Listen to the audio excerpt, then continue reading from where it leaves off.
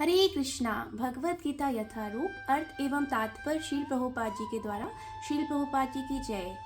अध्याय 2 श्लोक संख्या 2 का अर्थ। श्री भगवान ने कहा, हे अर्जुन, तुम्हारे मन में कल्मश आया कैसे? यह उस मनुष्य के लिए तनिक भी अनुकूल नहीं है जो जीवन के मूल को जानता है।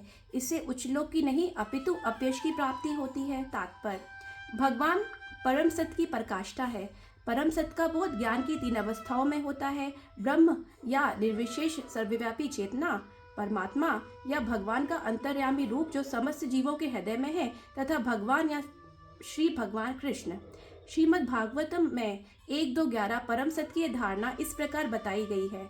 परम सत्य का ज्ञाता परम सत्य का अनुभव ज्ञान की 3 अवस्थाओं में करता है, और ये सब अवस्थाएं एक रूप है। ये ब्रह्मा, परमात्मा तथा भगवान के रूप में व्यक्त की जाती हैं।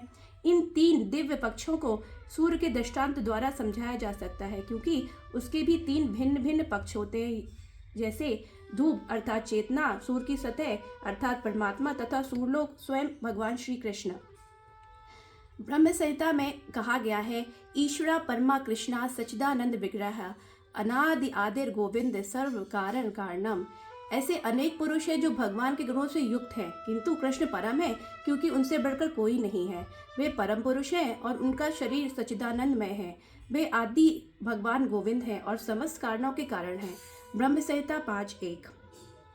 अतः देहात्म बुद्धि से प्रेरित मनुष्यों को यह ज्ञान नहीं रहता कि जीवन का उद्देश्य परम सत्य विष्णु और भगवान का साक्षात्कार है। वे तो भौतिक जगत के बाह्य स्वरूप से मोहित हो जाते हैं, अतः वे यह नहीं समझ पाते कि मुक्ति क्या है।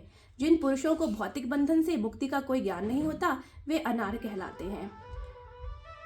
उसकी यह कायरता अनार्यों के लिए ही शोभा देने वाली हो सकती है, जैसे अर्जुन। भगवान कृष्ण ने अर्जुन द्वारा अपने स्वजनों पर इस प्रकार की करुणा का अनुमोदन नहीं किया। हरे कृष्णा।